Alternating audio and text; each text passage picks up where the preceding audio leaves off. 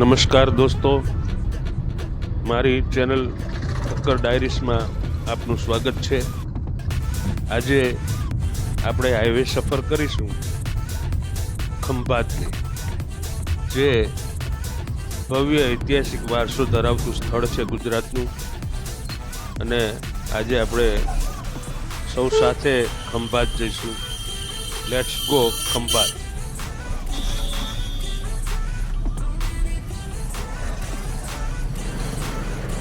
સુરેન્દ્રનગરથી ખંભાત જવા માટે લીંબડી, બગોદરા, ત્યાંથી તારાપુર રોડ લઈ બોલાસણ થઈ અને આપણે ખંભાત સુધી પહોંચી શકીએ। તો ચાલો મારી સાથે ખંભાત। ચેનલને લાઈક અને સબસ્ક્રાઈબ જરૂરથી કરજો।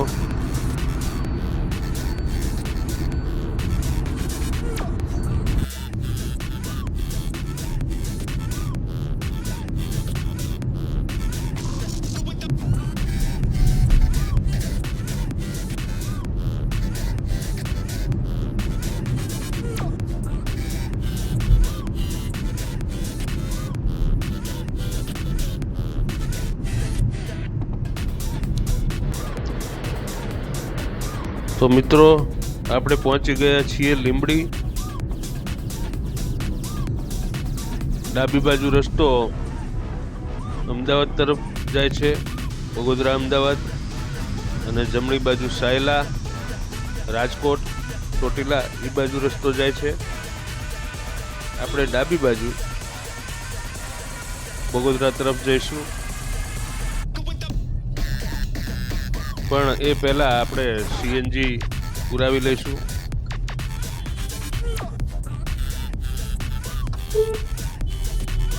આ પુલ પાર કરીએ એટલે તરત સીએનજી પંપ આવે છે।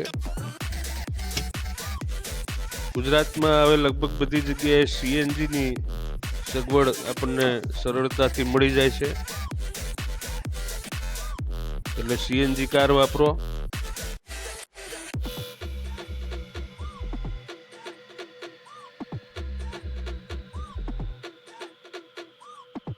ખંભાત એ સોલંકી કાળ દરમિયાન સ્તંભ તીર્થ તરીકે જાણીતું હતું। સ્તંભ તીર્થ ખંભાતનું નામ હતું।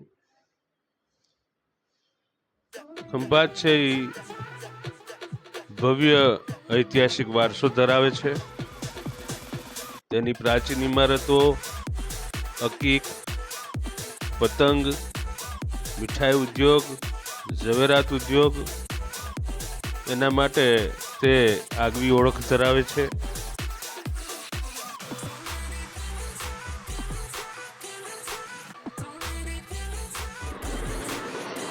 લો યાર, તમે ચેનલને લાઈક અને સબસ્ક્રાઈબ કરવાનું ભૂલી ગયા, તો લાઈક અને સબસ્ક્રાઈબ જરૂરથી કરો ફ્રેન્ડ્સ। તો ભલામણા અમને પણ આવા વિડીયો બનાવવાની મજા આવે। અત્યારે હાલ આપણે બગોદરા તારાપુર રોડ ઉપર છીએ।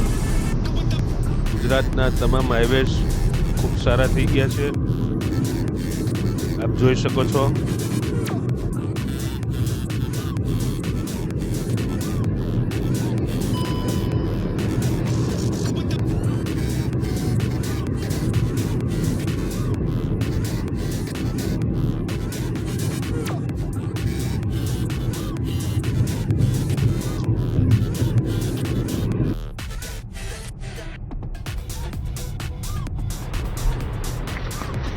ખંભાત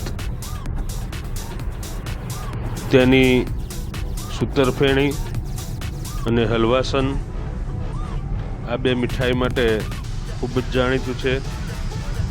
ગુજરાતના લોકો જ્યારે પણ ખંભાત જાય ત્યારે ત્યાંથી હલવાસન અને સૂતરફેણી ખરીદવાનું ભૂલતા નથી। તે ઉપરાંત લોહાણા સમાજના નંદાણી પરિવારના કુળદેવી મા તુળજા ભવાની નું મંદિર પણ ખંભાતમાં આવેલું છે। એટલે લોહાણા સમાજના નંદાણી પરિવાર માટે ખંભાત એક આગવું મહત્વ ધરાવે છે. તે લોકો દર્શન કરવા માટે ખંભાત અચૂક જાય છે. અહીંથી આપણે ગણપતિપુરા પણ જઈ શકીએ. ત્યાં ગણપતિજીનું મંદિર છે, ખૂબ જાણીતું મંદિર છે. લોકો ત્યાં પણ દર્શન કરવા માટે જાય છે.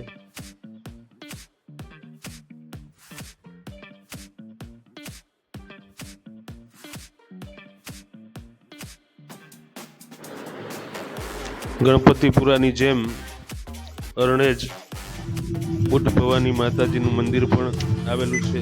તે પણ આ રસ્તે આવેલું છે અને ત્યાં પણ શ્રદ્ધાથી લોકો જાય છે.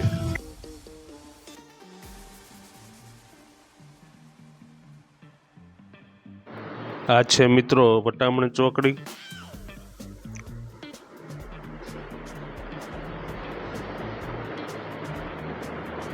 આપણે સીધા જઈશું.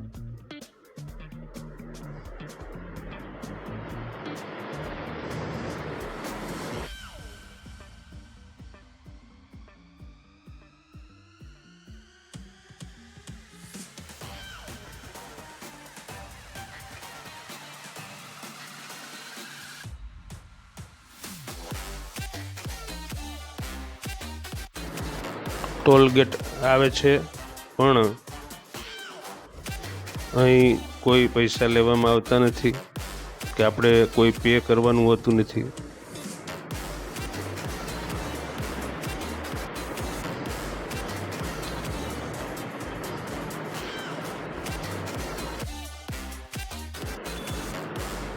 હવે આપણે બ્રિજ ચડવાનું નથી.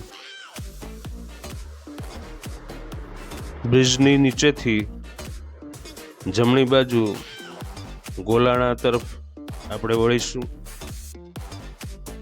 ગોલાણા ગામ અને ત્યાંથી ખંભાત આપણે જઈશું.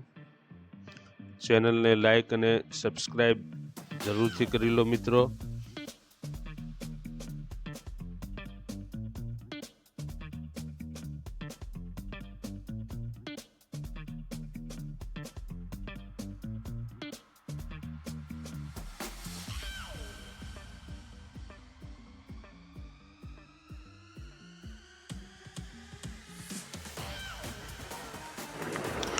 ગોલાણા જતા અમને ઘણા બધા થ્રેશર સામે મળ્યા.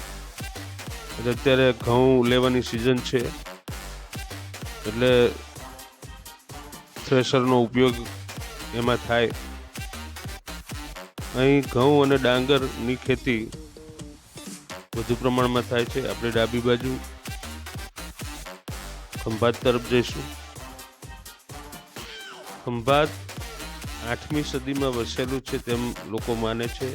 આપણે ખંભાત પહોંચી ગયા છીએ. આ તેનો ગેટ છે.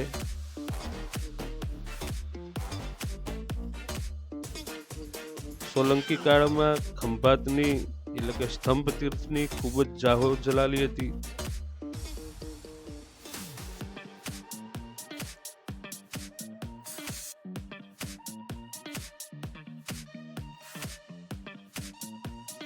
તો આવી ગયું છે ખંભાત. ખંભાતનું આ બજાર અને બજારમાં હલવાસન અને મીઠાઈઓની દુકાનો.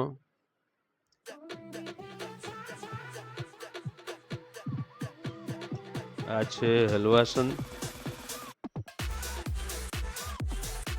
સૂતરફેણી અને હલવાસન એ ખંભાતની પ્રખ્યાત મીઠાઈ છે.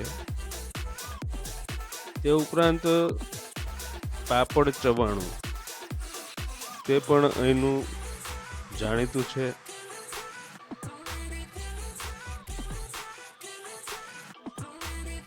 તો આપણે હલવાસન ખરીદીશું.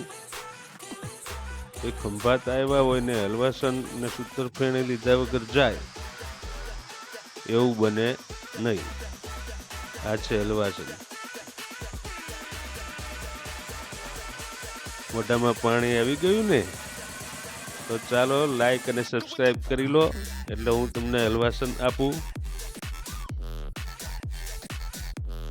ઘણી બધી સ્વીટની દુકાનો છે અહીં. આ પાપડ ચવાણું હમણાં મેં જે વાત કરી.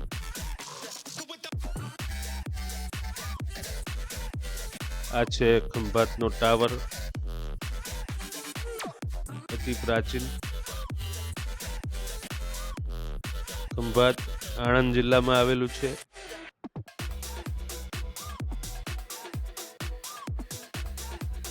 આગળ એક ચકડોળ ગ્રાઉન્ડ છે.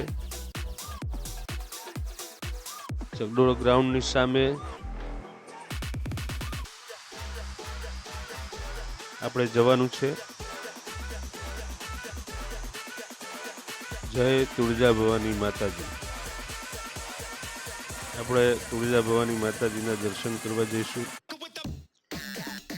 આપણે પહોંચી ગયા છીએ આ મંદિરે. ભક્તિ મંદિર, તેમાં શંકર દાદા, મા પાર્વતી માતા, રામ લક્ષ્મણ જાનકી, જલારામ બાપા, શ્રી કૃષ્ણ ભગવાન, રાધાજી, દરેકના દર્શન આપણને આ મંદિરમાં થઈ જાય છે.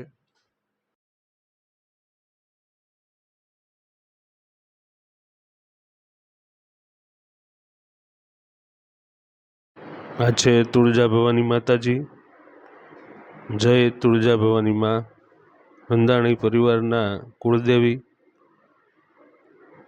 મિત્રો, લાઈક અને સબસ્ક્રાઈબ જરૂરથી કરજો. અમે આવા વિડીયો લઈને આવતા રહીશું. Thank you.